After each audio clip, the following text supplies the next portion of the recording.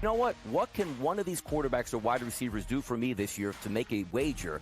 It's got to be the running conditions there for Jaden Daniels. In regards to Jaden Daniels, you know I was on him in regards to the Heisman Trophy. I actually think he's going to do it on the ground, through the air, 40 touchdowns, 4 interceptions, playing in Cliff Kingsbury's offense where he wants to spread it and throw it. I think he's going to put up dynamic numbers.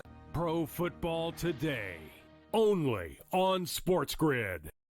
The sharpest football contest show in the land, the Las Vegas Football Contest Show, focuses on Circa Sports Million, Circa Survivor, and the Westgate Super Contest, handicapping the games and releasing our contest picks every week of the season. With 2 former Super Contest winners, Brady Cannon and James Salinas, a former NFL player, Mike Pritchard, and over $1 million in contest prize money won combined, the Las Vegas Football Contest Show will have you prepared this season like none other. There is going to be an energy to game time decisions that you will feel night in and night out. We're going to go through every single thing, and I've got a great team behind me that's going to help me get the job done. I want this to be the place that people come to. We are going to hit every single one of those markets that you need to know about. There is not going to be a better place, I promise you, than Game Time Decisions. We will have everything at our disposal, and we will use that to our advantage. I'm Kevin Walsh. Tune into Game Time Decisions from 6 to 8 p.m. Eastern on SportsGrid.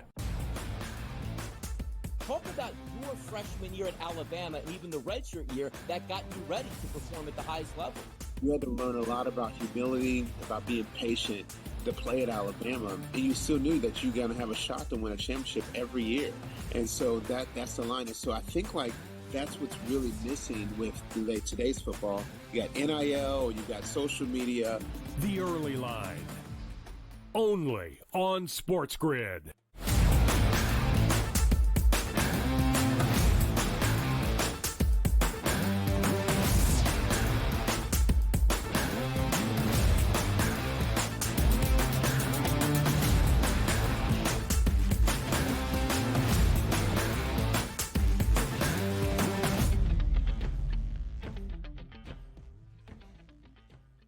A new week starts right here, right now, live on a Monday morning on the Early Line on SportsGrid and all across the SportsGrid network. That includes sportsgrid.com/watch, where you can find your favorite destination to consume everything all across the grid. He is Donnie Rightside. I am Ben Stevens. We are here together for the next 3 hours up until 11 a.m. Eastern Time.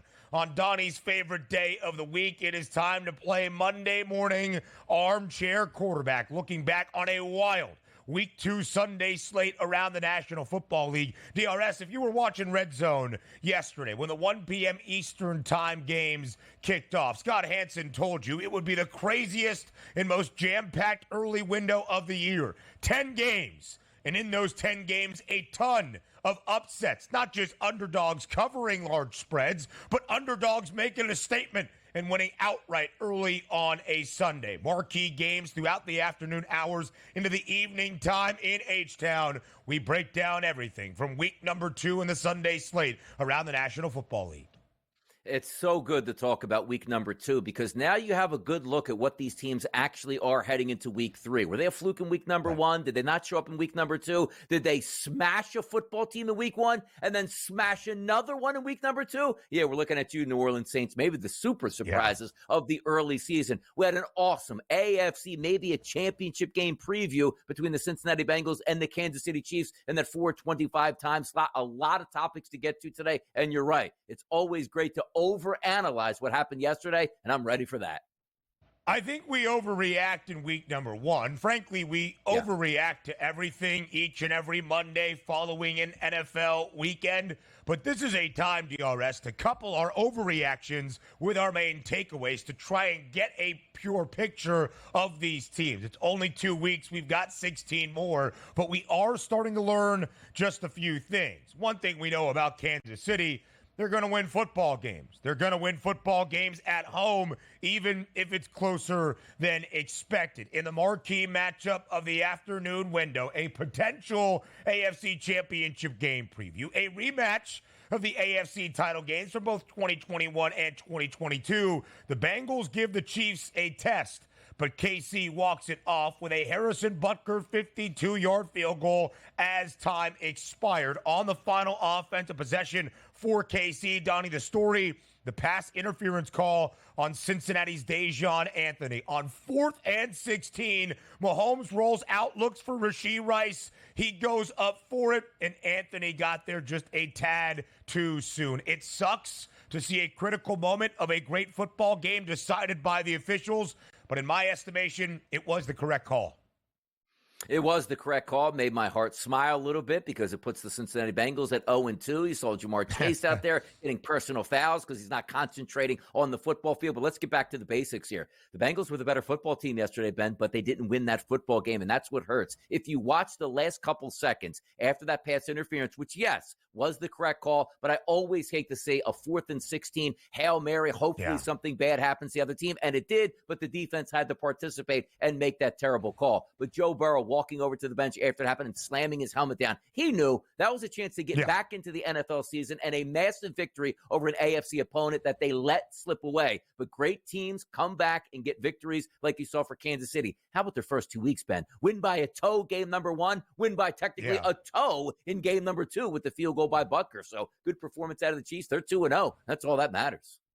2-0, a couple of toes, and the Kansas City Chiefs still the favorites to win Super Bowl 59. 6.5-point spreads or larger DRS. We saw 3 underdogs win outright in that early window, including the New Orleans Saints. Absolutely taking it to the Dallas Cowboys yesterday at the Star in Dallas. 44-19, the victory for New Orleans. The Saints win outright as a 6.5-point underdog. Alvin Kamara, 4-touchdown day. I'm not sure what's gotten into Derek Carr, but when he's out there on the field, New Orleans offense can't stop scoring touchdowns. 47 in the opener. Okay, that was Carolina. 44 in Dallas against the Cowboys, snapping a 16-game home win streak for the boys. What a statement the Saints made on Sunday. They had 35 at the half. They just walked into the second half and said, let's just get out of here with a victory and make it easy. And they did, 44-19. And also, when did Rashid Shaheed turn into Deshaun Jackson reincarnated, where all he does is catch deep bomb touchdowns? But here's the issue. We'll talk about this probably a little bit later. The Dallas Cowboys, as we know, they're Dak Prescott, they're CeeDee Lamb, and nothing else on offense. 21 carries for 68 yards. Yeah, we thought Rico Dowdle could be the lead back. 7 carries for 30 yards. Ezekiel Elliott looking slow as all get out. 6 for 16. This is going to be a problem for the Cowboys, but this is Jerry Jones's problem. All in, baby, on offense. Congratulations. Yeah, listen, it was not a good day for the Dallas Cowboys, who won outright week number 1 after paying Dak in Cleveland. A ton of scoring for New Orleans. Not as much scoring on Sunday Night Football in Houston for the first time in a half-decade. It was C.J. Stroud and the Texans against Caleb Williams and the Bears. Depending on where you got the number, it closed around 6 and a hook. Chicago does cover. Houston does win by 6 exactly. 19-13 over the Bears. C.J. Stroud, solid as always. 260 yards and a touchdown, not turning the football over. Caleb Williams, in his second game, the struggles continue. $174, 0 touchdown tosses, 2 interceptions, was sacked 7 times last night by Houston. His offensive line, more holes than Swiss cheese. Yeah, they should be 0-2, the Bears. They never should have won week number 1, but Will Levis happened. And also, by the way, Will Levis happened again yesterday. We'll get to that in a bit. Yeah, Let's focus on this game. The Texans knew, it looked like early on, Ben, they didn't need a lot of touchdowns to win this game because, quite frankly, you don't see this anymore. 4th and inches with about a 47, 48, 50-yard field goal, or you just go for it and pick up the first down. The Texans were kicking field goals. They must have known that their defense had it all over the Chicago Bears yesterday. You knew it wasn't a good sign. Rome Odunze, game-time decision played. Keenan Allen, probably their best overall wide receiver, doesn't participate in that game. The Bears were atrocious in game number 1 on offense. They were equally as bad in game number 2. But the Texans are 2-0. Maybe the best team in the AFC. We'll find out. Consistent and solid. That's what you can say about C.J. Stroud and Houston the last 2 seasons. Finally, New York, with Aaron Rodgers starting and completing a full game. The Jets get a victory on the road yesterday in Nashville against the Titans, 24-17. New York covers as a 3.5-point road favorite. It wasn't the 40-year-old Aaron. It was the 20-year-old Braylon Allen. 2 scores yesterday to pace the Jets over the Titans in Nashville. Yeah, good win by them. They needed it at all costs yesterday, and Will Levis, yes, they did help out, and their coach, you could see it on the sideline. Will, what are you doing? Yeah, pretty much.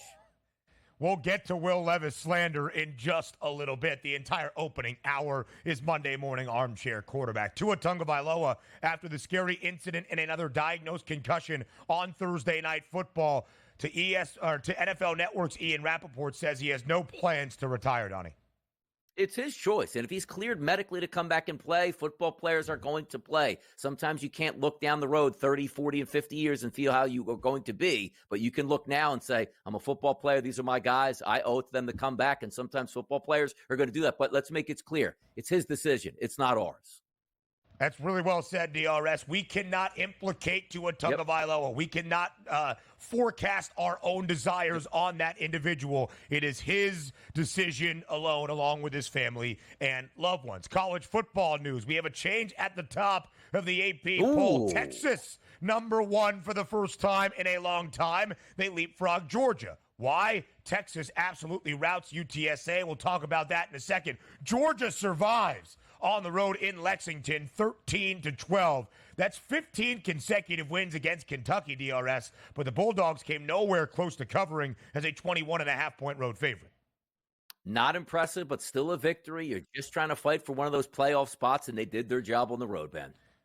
And even after Quinn Ewers was injured in the opening half against UTSA, Arch Manning, 4 touchdown tosses and showing off the wheels for another rushing score. Plenty more around the National Football League next.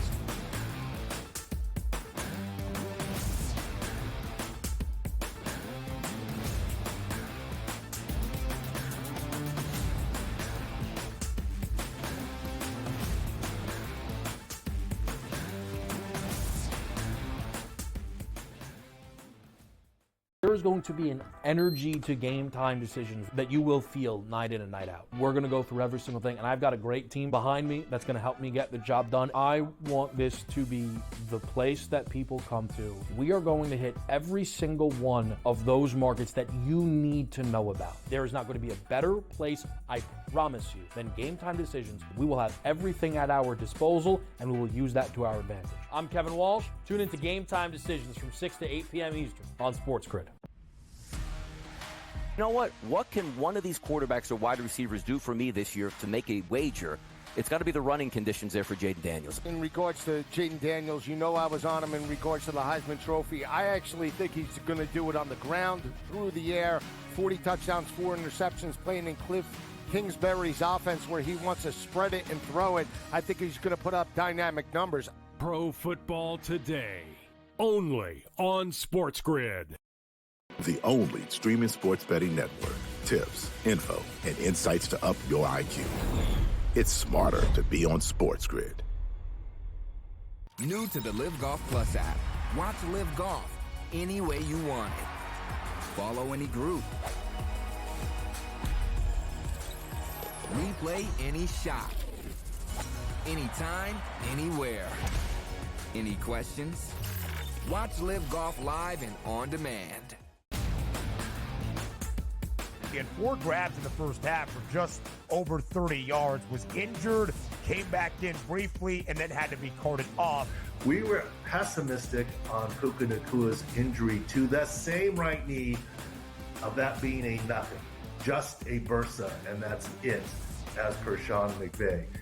We felt there could be a small PCL component. The Early Line, only on SportsGrid.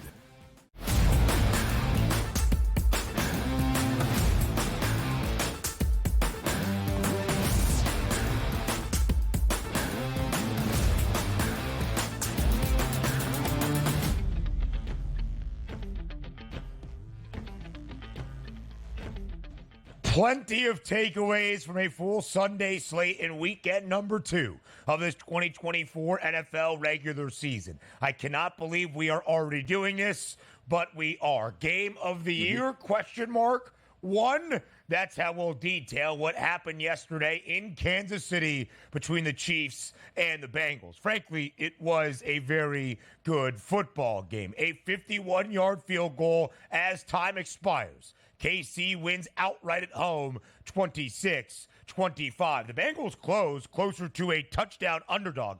5.5 points for most of the week, 6.5 in many spots by the time we got to kick yesterday inside Arrowhead. Cincy does cover the number. Frankly, Cincinnati was the better team, but Kansas City always takes advantage of the opportunities. And you can yell that the Chiefs have the refs on their side. It was the right call. What we are referring to, final offensive possession, about a minute or about a half a minute left in the game, 4th and 16 for Kansas City. Mahomes rolls out to his left, tries to heave one up to Rashee Rice. He goes up into the air to get it. He is contacted before the ball arrives by the Bengals secondary member, Dejon Anthony. It was called pass interference. It stinks that in a critical moment, a yellow flag determines the outcome of a football game. But frankly, again, Donnie, it was the correct call. KC survives, wins by 1, 26-25. The Bengals do cover. Yeah, absolutely was the right call. But you hate to see it sometimes, like a 4th and long where it's like a Hail Mary play where you're hoping that happens. But the defensive back played it so poorly, you had to make that call in that critical moment. It's the reason, Ben, sometimes we see Hail Marys at the end of the game. They let a lot more go because the refs are like, look, you're not going to get a bailout here in the back of the end zone on a 70-yard Hail Mary, which you didn't deserve to win that football game. And I understand that. It's like in the NBA, let them play over the final 2 minutes. They deserve that call, and they got it. But also let's keep in mind, the game was pretty even with the referees. I mean, the Chiefs had some really big calls go against them, even in the fourth quarter, on holdings and illegal use of hands to the face. So it was kind of even. But the Chiefs did end up winning that game. But let me say this. The Bengals are going to get T. Higgins back. Jamar Chase is going to work his way back into, let's just say, form, right? Some of the younger wide receivers on that Bengals team, like Yoshivas, really stepping up. You saw Burton with a late catch, 1 catch for 47 yards. I think they're going to be okay. I'm not panicked about the playoffs because I think they can make it in, because also we'll take a look what happened in their own division. But look at the Chiefs here. Bailing out of this one, played an okay football game opening night, and if that toe gets down the back of the end zone for Isaiah Likely, is there a team that you would not want to face more than the Baltimore Ravens on a 2-point conversion with Lamar Jackson at quarterback? I think they might have lost that game, but they didn't, and they're 2-0. But let's just also take a look at how the game played out. Isaiah Pacheco is a dominating force in that offense. We have Dr. David Chow coming on the show a little bit later. I can't wait to ask him, because Pacheco leaving the game injured with a boot on, crying in the locker room. If he's down for a long time, that's devastating. And also, look at the wide receiving core here for the Kansas City Chiefs, Ben. Not only do you have, Marquise Brown, who's not going to come back for the regular season at least, and who knows if he's back for the playoffs. Slide down that list. Travis Kelce, basically invisible opening night. 1 catch, 5 yards on Sunday afternoon. Look, I'm not saying he's lost a step or two at this point, but usually you're going to feature one of the highest paid players, maybe the best tight end in the history of the NFL. That's not happening. So now you're telling me it's all on Rashee Rice once again to lead your offense? Granted, again, as I said, the Chiefs are 2-0, and that's all that matters. But there are some, faults in the foundation right now for the Chiefs that we got to watch out for, Ben. In DRS, there was a thought that after opening night, Xavier Worthy would be that key piece. Cam Taylor-Britt talked a little bit of smack against it, and then went up and made one of the greatest one-handed interceptions you will see defending Xavier Worthy on the left sideline. Worthy had 3 touches opening night against Baltimore. 2 of them resulted in a touchdown. Only 3 touches last night. Travis Kelce, 1 grab, 5 yards on 3 targets. Not very good. And to your point about Isaiah Pacheco, quote, major injury on that ankle that was suffered yesterday against the Bengals. And he was really the bright spot for KC offensively. 19 carries for 90 yards. The Chiefs ran for nearly $150 against the Bengals, because Mahomes had 151 yards, 2 touchdowns, but 2 interceptions. Wanye Morris, the offensive lineman for KC, maybe the new tight end in favor of Travis Kelce. What is that? Like that? Little Boys to Men? No, Wanye Morris? Come on now. Oh, man, come on. I'll explain it to you. Come on. The old heads out there know about Wanye Morris, man. Yeah. Woo! Oh, he could sing it, man. Motown Philly. All right, back to you. Back to the news. Hold on a second. You're just real quick. One of the members of Boys to Men, his name was also Wanye Morris? Yes, that's what I love about this guy's name. So it's like, again, we're going to do somebody in the back do a little research. We might even go side by side. But I don't think there's any relation. But shouldn't that be his kid? Like, if it's Wanye Morris, I mean, come on. Or did the mom and the dad like, I love Boys to Men. My kid's got to be Wanye Morris. For sure. That's pretty good. It's like Bowden Francis's dad, the Blue Jays starting pitcher, naming him after Terry Bowden. We all know exactly how that goes. But DRS, from the perspective, you mentioned the Chiefs, injuries plaguing this team moving forward, we shall see. A lot of Carson Steele, the rookie from UCLA via Ball State, with the pet alligator. We're going to see that long blonde hair be a feature of this offense. Confirmed from our producer, Joe Frizo. Wanye Morris, Chiefs O-lineman, who caught a touchdown yesterday in the second half, named after Boys to Men great Wanye Morris as well. But, Donnie, I think there's probably a reflection point here for Cincinnati. The Bengals start 0-2, winless through 2 weeks for a third consecutive season. 3 straight seasons after beating the Chiefs in Arrowhead in that 2021 AFC title game. But they didn't look bad. Frankly, they look pretty solid, and they do cover a number. There are no moral victories, but what did you make out of Cincinnati yesterday in the effort on the road in KC?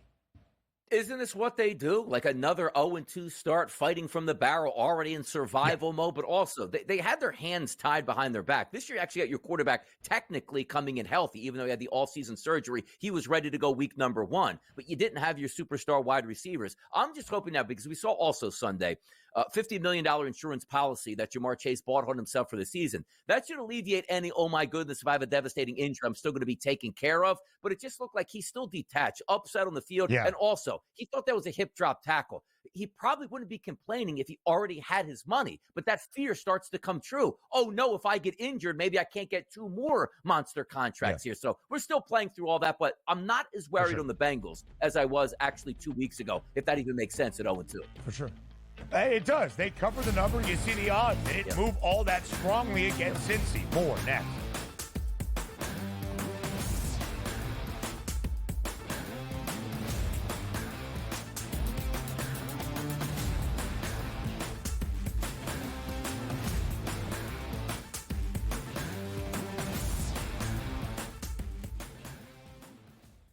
There is going to be an energy to game time decisions that you will feel night in and night out. We're going to go through every single thing, and I've got a great team behind me that's going to help me get the job done. I want this to be the place that people come to. We are going to hit every single one of those markets that you need to know about. There is not going to be a better place, I promise you, than Game Time Decisions. We will have everything at our disposal, and we will use that to our advantage. I'm Kevin Walsh. Tune into Game Time Decisions from 6 to 8 p.m. Eastern on SportsGrid.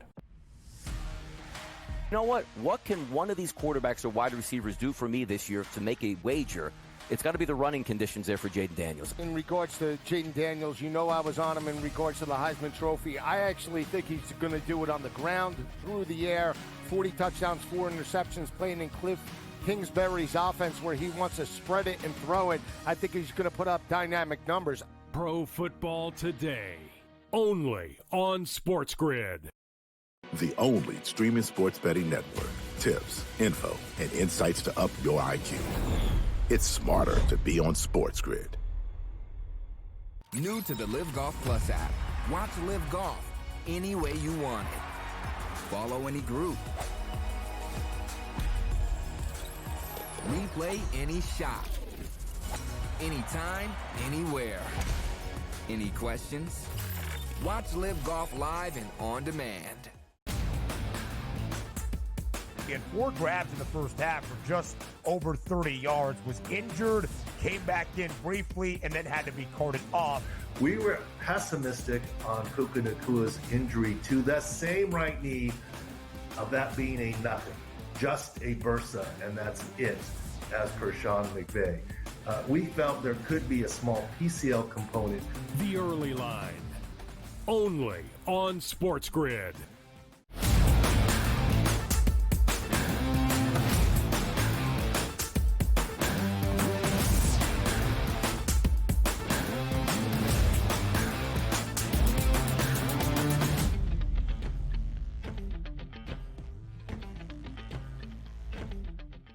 Sunday Night Football in Houston, Texas. For the first time in nearly a half-decade, the Texans playing host to a primetime game to end out a Sunday slate, which should tell us a few things. Houston now the expected favorites to win an AFC South championship, as they did a season ago. Coming from nowhere, but now the weight of expectation. How would Houston answer? With second overall pick from 2023, an offensive rookie of the year, C.J. Stroud, going up against number one overall pick from 2024, and a guy who is hoping he can do the same in the Windy City for the Bears, Caleb Williams. Well, the Rook is taking his lumps to begin, and C.J. Stroud remains as consistent and effective as always. 19-13, the win for the Texans. It wasn't a pretty offensive game necessarily on either side, but Houston does enough. Line closed at 6.5 in favor of the Texans, so Chicago does get a win. I would say the only blemish, DRS, for the Texans with C.J. Stroud, now that they have the expectations and they're going to be booked as a favorite often this season, they're just 3-7 against the number as a favorite under Stroud. Chicago does get a cover for a second consecutive week, but the story is not CJ. It's the Bears' offensive line, and it's the rookie Caleb Williams. 23 of 37 for 174 yards last night. Not a touchdown still in 2 interceptions. He was sacked 7 times. 7 times. The Bears have some offensive line concerns and questions that need to be addressed. You're right about that, and it does start with the offensive line, and typically, let me know if you've heard that before. You win in the trenches, you win football games. Week number 1, they got lucky. They were atrocious. We're talking about the Bears on offense. Week number 2, it wasn't much better. You pointed out the 7 sacks here, which is a terrible indicator of, number 1, a rookie quarterback holding the football too long, and an offensive line that just can't block anybody. But also, Caleb Williams ran 5 times for 44 yards. So take that out of the equation. That's not really offensive line work. Quite frankly, that means your offensive line is completely breaking down because your quarterback has to run, and he got sacked 7 times. But Ben, take a look at the running back position. Swift, 14 carries for 18 yards. Homer, 1 for 6. Khalil Herbert, 2 for 3. That's atrocious football. So not only your offensive line can't pass block, they can't run block either. That's a recipe for disaster. Now, I understand one of your better wide receivers was not playing last night in Keenan Allen, but there's no excuse for the first 2 weeks of the season when we were looking at optimistically for the Bears. And I told you this many times. Sometimes C.J. Stroud's last year is going to cloud a lot of visions on what a rookie quarterback is supposed to do. That's the anomaly. That's not supposed to happen. But I still do think Caleb Williams will have a solid rookie season. It's just gotten off to a rocky start, and they're lucky that the Bears are 1-1 right now because a lot more people will be turning that tide on Caleb Williams early. Say, hey, look, get in the weight room, get in the film room, get in the practice field, and work things out. But here's also what I want to take a look at. Sometimes I want to knock the Houston Texans for only scoring 19 points. Now, they were up 19-10, fourth quarter, running it in, first and goal from the 5, fumbled the football, allowed that Bears field goal, so the game got a little bit tighter. But DeMeco Ryans understanding the points of the game, which sometimes the analytical machines are broken, which he should have gone for a couple. But if you're a coach and you understand, I know this team can't score on us. Let's just keep tacking on points. I don't mind that here. The Titans could have scored probably 35 points last night with that offense, but no, just don't make those bad decisions. Those don't turn the football over and we'll win this game. And they did. They're 2-0. I love everything that I see from the Texans, offensively and defensively this season. The Texans have not covered just yet, both as a favorite, but ever so slightly not covering a number, and at least they have won outright. 6.5-point favorite at home last night, Sunday Night Football, 3.5-point favorite on the road in Indy, where they allowed the Colts to score 27 points against them week number 1. The defense so much better last night. And C.J. Stroud, the guy doesn't turn the football over. You see rookie quarterbacks, Bo Nix has thrown multiple interceptions in both of his first 2 games. Caleb Williams, 2 INTs last night. We'll get to Jaden Daniels in just a moment. C.J. Stroud doesn't turn the football over. 260 yards, 1 touchdown. Just consistent football. So you have that on one side, Houston off to a 2-0 start atop the AFC South. And then you see the struggles for Caleb Williams, who entered the year, DRS, as a very short favorite to an offensive rookie of the year. Not just because of, he can replicate what Stroud did for Houston last year, but all the offensive pieces invested. Keenan Allen did not play last night for Chicago, and a strong Bears defense that had the lion's share of the workload last night. Caleb's supposed to lead Chicago to a winning record and maybe a playoff berth. He's now a co-favorite to win Offensive Rookie of the Year alongside Jaden Daniels. A 3-1 number on both QBs. And Marvin Harrison Jr. got hot yesterday in the desert. 4 grabs, 130 yards, and 2 touchdowns after only 1 catch for 4 yards in his NFL career debut. Plenty more around the Sunday slate. Upsets next.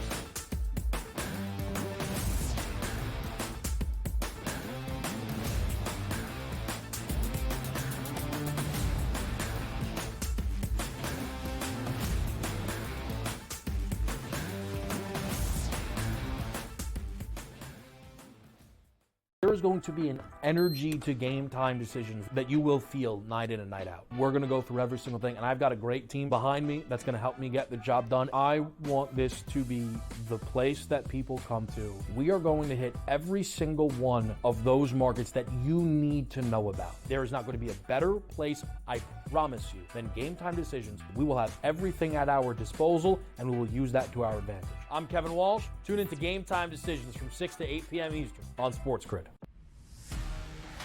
You know what? What can one of these quarterbacks or wide receivers do for me this year to make a wager?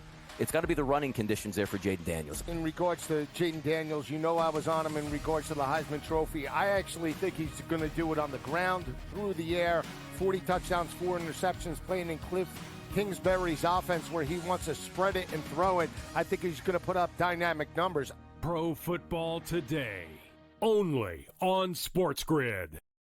The only streaming sports betting network. Tips, info, and insights to up your IQ. It's smarter to be on SportsGrid. New to the Live Golf Plus app. Watch Live Golf any way you want it. Follow any group. Replay any shot. Anytime, anywhere. Any questions? Watch Live Golf live and on demand. He had 4 grabs in the first half for just over 30 yards, was injured, came back in briefly, and then had to be carted off. We were pessimistic on Puka Nakua's injury to the same right knee, of that being a nothing, just a bursa, and that's it, as per Sean McVay. We felt there could be a small PCL component. The Early Line, only on SportsGrid.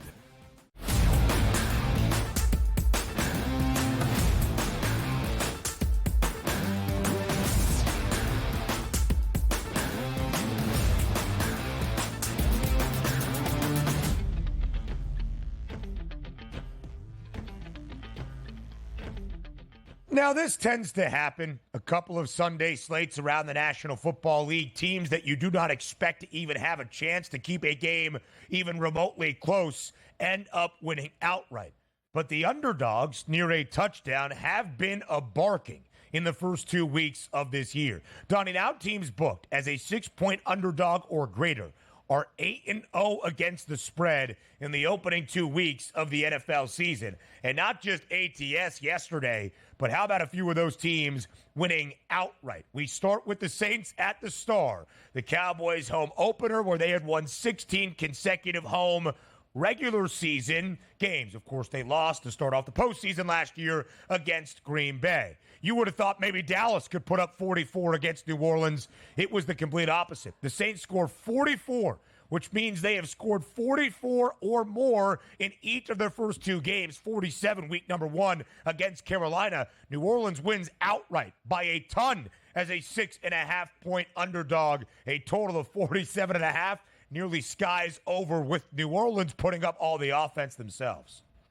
It's crazy, too, because sometimes you don't really know what you're going to get out of a football team. I didn't expect this last year out of the Saints, but I expected a better performance and probably should have won the division in my mind and also got the 10 wins. They weren't able to do that. So this year coming in, sort of that forgot about team. Like, I'm not even really going to handicap the Saints because I don't think they're the best team in their division. It's Derek Carr, it's Dennis Allen. Why worry about them? So when I look at week number 1, the biggest surprise to me was the New Orleans Saints. Even though we know the Carolina Panthers aren't a good football team, that many points at home, it's like, ooh, I don't know what to take out of this game. Let's wait till week number 2. And they did the exact same thing against better competition in the Dallas Cowboys. And this time, not at home in their dome, on the road in Jerry World. 44 points, 44-19. That doesn't even tell the tale. Like, this game was even worse than that. They dropped 35 points on that vaunted Dallas pass rushing defense in the first half and just put it on cruise control in the second, going to an easy victory. And also, after week number 2, you really know a lot about teams. Do you know who's on deck for the New Orleans Saints in week number 3? It's the Philadelphia Eagles.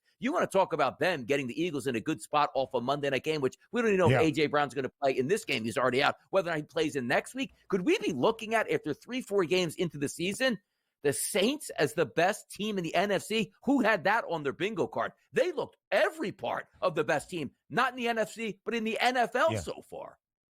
No doubt about it, DRS. And you know the defense under Dennis Allen is always going to be consistently solid. It's what we saw yesterday against Dallas. Now, normally I would give you a hard time for being unprepared in admitting to a national television audience that you did not handicap one of the 32 NFL teams to look at for the year getting underway. Yeah. But I can't fault you. Because much like you, I was high on New Orleans entering last year as the odds-on favorites to win the NFC South. And they failed us. They disappointed both of us. And at the start of the year, when I kind of turned my head from New Orleans, it was because the offense was stale. First month and a half of the season, midway through October, the Saints were a bottom 10 scoring offense. And then after last week, I looked at what New Orleans ended up doing, still thinking they would be bottom half at the end of 2023. They actually ended the regular season the ninth best scoring offense in the league, averaging nearly 24 points per game. And here we have the Saints averaging 45.5 points per game, 91 total in 2 games. And Donnie, they haven't even needed the offense to be that great. New Orleans scored a touchdown on their first 6 offensive possessions yesterday in Dallas. On their first 8 offensive possessions against Carolina a week ago, a score on every one, 5 touchdowns, 3 field goals. Alvin Kamara, 115 rushing yards, 3 touchdowns on the ground, 65 more through the air, and another receiving score. A 4-touchdown day. This New Orleans offense looks like a world beater. Not just the Saints winning and covering numbers. They beat Dallas yesterday 17-14 in an ugly game where you look at the underdog. New Orleans took it to Dallas, and that is impressive. No, it really is. Like, you go on the road against the Cowboys, you run the ball 39 times for $190, which is close to 5 yards per carry and 4 touchdowns on the ground, which is impressive. And also, you have a game that you scored 44 points. Your quarterback was 11 of 16, but Ben, 15.2 yards per pass attempt, 243 yards and 2 touchdowns here. The thing that you don't trust about New Orleans, not necessarily is they don't have enough talent, because they do. It's always like sooner than later, Derek Carr is going to come back down to earth. But if your running game is that strong and your defense is playing that well, you don't need Derek Carr to win you football games. You might just need Derek Carr to manage those football games for you, which is so impressive. And also, look at their defense, like Dallas, 21 carries, 68 yards, only 3.2 yards per carry. You said, okay, CD, get yours. 4 for 19, a touchdown. We'll shut everybody else down, and they did that. As I said again, the most eye-opening performances of the early season are for the Saints, because maybe you could have said they could go 2-0, but winning games 21-20, 21-17, not absolutely firebombing these teams in back-to-back weeks here, both home and away. They look absolutely fantastic. And you're right, looking at it coming into the season, how many people were saying, like, the Saints are my dark horse in the NFC? I don't think too many people were saying that, Ben. 13-1 now for New Orleans, 5th best price to win the NFC title. I know we're supposed to go to Minneapolis next, but I do want to go to Detroit, because the 2 teams that nobody was really discussing in the NFC South, all of the attention on Atlanta and Kirk Cousins, are both off to a 2-0 start and wildly impressive in both games. Playoff rematch yesterday in the Motor City. The Buccaneers win outright as a 7.5-point underdog. New Orleans, Tampa, and we'll get to Las Vegas in a second. The 3 teams booked as a 6.5-point dog yesterday in the early window to win outright. The Bucs win outright 20-16 as a 7.5-point road underdog in Detroit. Yeah, I lost my best bet in this game. Also lost an over 3.5 touchdown passes. I thought we were going to get fireworks. Technically, these 2 teams move the football up and down the field, particularly Detroit. They just couldn't score in the red zone. And if you're not scoring touchdowns in the red zone, you're going to lose football games. But riddle me this out here, Ben.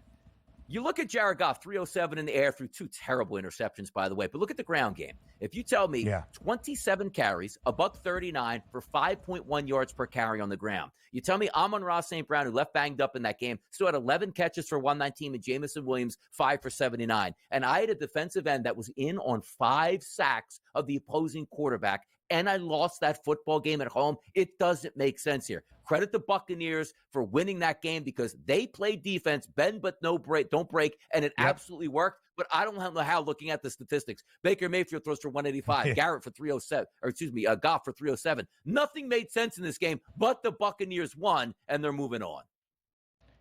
Listen, it was the highest total of the entire weekend slate, 51.5. It stays well under. Neither team scored a point in the fourth quarter. The last score of the game, Baker Mayfield, 11-yard touchdown run with 34 ticks remaining in the third quarter. Baker gutting it out. Tampa last year, 9-4 against the spread as an underdog, 6 outright victories, one of those non-covers against Detroit in the divisional round. Here they are this year, 2-0 against the spread, easily covering week number 1 at home in Tampa against the Commanders. They won outright as a 7.5-point underdog yesterday. You might think on paper that San Francisco was near a touchdown favorite in the Twin Cities against the Vikings, but with the news of Christian McCaffrey being placed on injured reserve, this line working against San Fran all weekend. Closed at 3.5, 4 points in favor of the 49ers, and the Vikings off to a 2-0 start in that top spot of the NFC North at the moment. 23-17, the victory for Minnesota outright as a 4-point underdog. Under 46.5. Sam Darnold, good. 268, 2 touchdowns at INT. A deep shot and a beautiful ball. 97-yard touchdown to Justin Jefferson. Brock Purdy, not great. 319 yards, sure, a touchdown, but an interception and a costly fumble. San Francisco loses its second game of the year. I mean, just crazy. Again, Brock Purdy goes on the road, throws for over 300 yards. You had a 100-yard tailback there, 20 carries, 100 yards, 5 yards per carry, and a touchdown. You also had Deebo Samuel, 8 for 110, and you lost, and you weren't the better football team yesterday. And by the way, shout out Kevin O'Connell. You're calling a deep shot in your own end zone with Sam Darnold, who hung tough in that pocket and threw an absolute cloud out there to Justin Jefferson for a 97-yard touchdown pass. Minnesota was the better team yesterday. They're 2-0 here. Maybe one of the surprises now to look forward to here in that NFC North. DRS, I saw that ball go up, nearly hit the scoreboard in Minneapolis. Beautiful. It was a thing of beauty. Brought a tear to my eye. More around the NFL. Up next.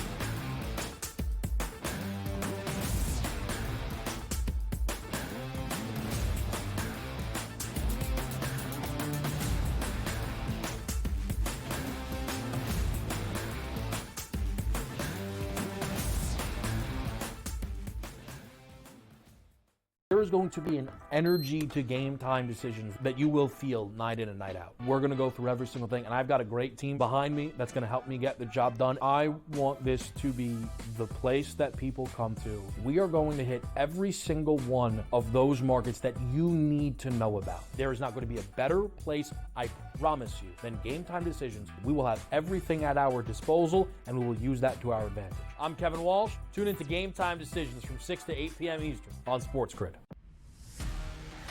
You know what? What can one of these quarterbacks or wide receivers do for me this year to make a wager?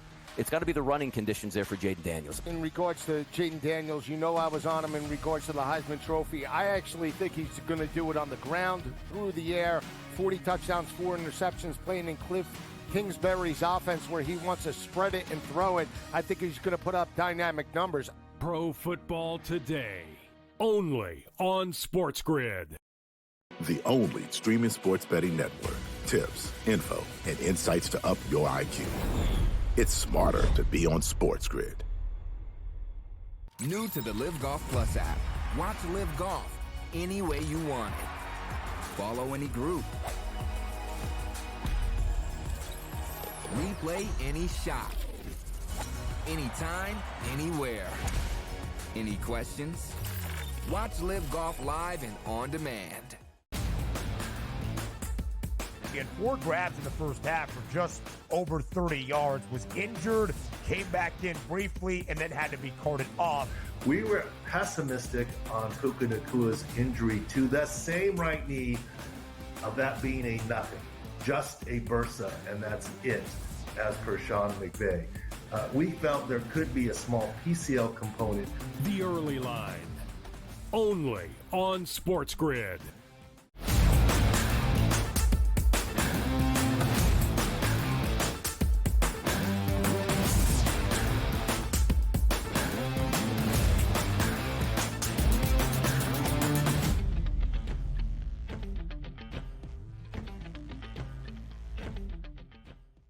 More around the Sunday slate, week number 2 of this National Football League season. Aaron Rodgers and the New York Jets finally get a victory. When Aaron starts and completes a full game, there's only really been 2 instances of that. But yesterday on the road in Nashville, the Jets win and cover as a 3.5-point road favorite against the Titans, 24-17. Total of 42.5. does barely stay under. The first win for New York with Aaron Rodgers at the quarterback spot for a full game. But it wasn't the 40-year-old vet who used to play his football in Wisconsin. It was the 20-year-old rookie running back, Braylon Allen, who also used to play his football in Wisconsin. 2 touchdowns, including the game-winning 20-yard touchdown under 5 minutes remaining in regulation. 20 years and 239 days old. Braylon Allen, the youngest ever player to score 2 scrimmage touchdowns in the history of the National Football League in the same game. And I don't know if it's just because he's young, but Will Levis's decision-making is as bad as you will see. Surrender Cobra for a second consecutive week on the field. Donnie, it's the main reason I had faith in New York winning and covering on the road. And frankly, it was much closer than I expected it even to be. It's because of Will Levis, who does not look the ilk of a starting quarterback, at least decision-making-wise, in the NFL. And he's got a good defense. If you just rely on that defense here and just go back to the Stone Age on offense, they probably even win this football game, let alone winning in week number 1 against the Chicago Bears. And sooner than later, there's going to be a Tennessee Titans fan that's going to pop up on the internet. Maybe it happened already, where they're going to get a Surrender Cobra tattoo like on the back of their calf. You know that's coming because that's Will Levis' theme. Like when you think of Will Levis, you think of that position with him. Now, if we're looking overall at this game, this was a tough spot for the Jets. You played Monday Night Football on the West Coast against a physical 49ers team and got your brains beat in. You fly back, then you got to go play on the road against another team with a very good defense. And they struggled early in this game. Tennessee goes up 7-0. Like, oh, no, here go the New York Jets. They had a solid second half, and Aaron Rodgers did what he needed to do. 18 of 30, 176, wasn't spectacular. 2 touchdown passes, no interceptions, passer rating of around 100. But that's all you need to beat the Will Levis Titans. You got some good running back action from Breece Hall and Allen, as you said. 1 touchdown on the ground from Allen, but they both caught touchdown passes here, which I do think is going to be a big part of this offense. So you sort of calm the waters in New York, right? You're 1-1. And if any Jets fan was looking optimistically at this season and you told them they'd be 1-1 after those 2 first games, you probably would take it at that point. They're right on schedule here. They got to get a little bit more explosive on offense. But after that poor performance on Monday night to bounce back on the road with a win and a cover, I thought that was pretty big. Breece Hall had 93 scrimmage yards week number 1 against San Francisco, 16 for 54 on the ground. He had 114 scrimmage yards yesterday against Tennessee. Now, for Will Levis, 192 yards, touchdown, and an interception, but a fumble early in the second quarter when Tennessee led 7-0. We're driving inside New York's 10-yard line, and as he's getting sacked, decides to throw a backward lateral in the direction of a teammate that was recovered by New York that led to his new head coach, Brian Callahan, saying, "What the F are you doing, Will?" as he was coming off to the sideline. Not the greatest there for Tennessee. Again, Aaron Rodgers did what was needed. 21 attempts, week number 1, 30 yesterday. 18 of 30, 176 yards. Both of the touchdown tosses to the running backs, one to Breece Hall in the second half, one to Braylon Allen in the first. Cleveland and Jacksonville, both teams looking for their first win of the season in Duval County yesterday. It was a game I thought we actually might see some points. I was wrong. 40 in a hook stays well under as Cleveland wins outright as a 3-point road underdog, 18-13. Deshaun Watson wasn't great. 22 of 34, 186 yards, but did have a rushing touchdown. This Jacksonville offense, the RS, blanked in the second half by Miami in week number 1. Only 13 points yesterday at home. It's just not good enough. They're too talented to be this type of team at 0-2. And quite frankly, they didn't lose that game. Like, hey, you know, we blew that game. The Cleveland defense was on point yesterday. They were better, and Jacksonville was bad on offense. Jacksonville should have won. Their opener should be sitting at 1-1, but now they're 0-2. And here's the issue. You just watch Trevor Lawrence, and I know it's still early in the season, but you signed that big contract. You're the franchise guy. We've seen glimpses of greatness out of him in the NFL. Playoff game comebacks. He's had those moments, but uninspiring performances to start the season. And I understand that's a good defense, but you're at home. 14 of 30, 220, no touchdown passes, QBR rating 54, passer rating 71.5. That's just not good enough here because the Cleveland Browns were coming into this game absolutely reeling. And yes, I understand Jacksonville lost and probably should have won game number 1, but you could have just probably turned the lights out on that Browns franchise if you won the game 18-13. But Deshaun Watson wasn't great. 5.5 yards per attempt, not good enough. Didn't even throw a touchdown pass, and quite frankly, didn't even need to because of how bad that Jacksonville Jaguars offense was. I don't know where the Jags go, but if you're looking in that fourth quarter, 3-2 final, come on now, Jackson. You got to be able to put up some points here. Trevor Lawrence gets paid way too much money. That team is too talented to be 0-2 out of the gate. Yeah, they absolutely are. And you could say the same thing about the Baltimore Ravens. Winless 0-2 to start this year. This, one of the biggest shockers of the Sunday slate. The Raiders go into the Charm City and win outright with the largest spread against them of the entire weekend. 8.5 points. The Raiders win outright as an underdog. In the Ravens DRS, held two separate 10-point leads in the second half, and after a Derrick Henry 3-yard touchdown run, Baltimore even led by double digits, looking like they might even hold on for a cover early in the fourth quarter. But the Raiders rally, and Daniel Carlson, a 38-yard field goal under a minute remaining. That's how the Raiders came back to win outright as an 8.5-point underdog. Antonio Pierce gets his first actual win as the permanent head coach in Las Vegas. It's a great win by the Raiders, but the more the focus obviously goes on the Baltimore Ravens. Here's the question you have. If you have a double-digit second-half lead, shouldn't the best team in football with a double-digit second-half lead be the Baltimore Ravens with Lamar Jackson, who can just sit back in the pocket? I'll run for 5 anytime I want. I'll hand it off to Derrick Henry. We're just going to put him away with a solid defense. That was a shocking performance in the second half, and you're right. Shocking. If you were backing the Raiders, like, oh, my goodness, I just can't stay within this number, let alone come back and beat the Baltimore Ravens and have that final drive under Gardner Minshew. Impressive win for the Raiders. And yes, Antonio Pierce, that's a really good win on your resume to go into Baltimore. Did not cover week 1 in his permanent debut as a head coach, but with the interim games and yesterday, 8-2-1 against the spread. That's Antonio Pierce at the helm of Las Vegas. More results from Sunday next.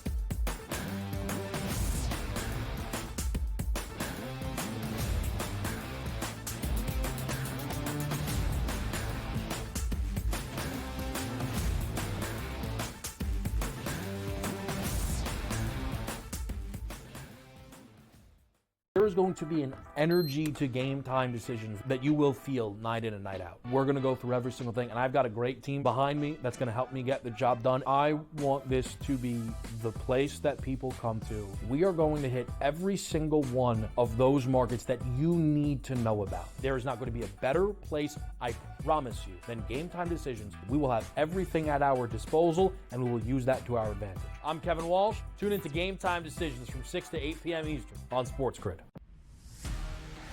You know what? What can one of these quarterbacks or wide receivers do for me this year to make a wager? It's got to be the running conditions there for Jaden Daniels. In regards to Jaden Daniels, you know I was on him in regards to the Heisman Trophy. I actually think he's going to do it on the ground, through the air, 40 touchdowns, 4 interceptions, playing in Cliff Kingsbury's offense where he wants to spread it and throw it. I think he's going to put up dynamic numbers.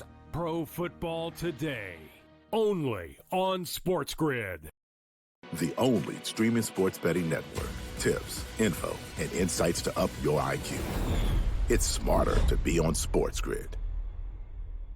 New to the Live Golf Plus app. Watch Live Golf any way you want it. Follow any group. Replay any shot. Anytime, anywhere. Any questions? Watch Live Golf live and on demand. He had 4 grabs in the first half for just over 30 yards, was injured, came back in briefly, and then had to be carted off. We were pessimistic on Puka Nakua's injury to the same right knee, of that being a nothing, just a bursa, and that's it, as per Sean McVay. We felt there could be a small PCL component. The Early Line, only on SportsGrid.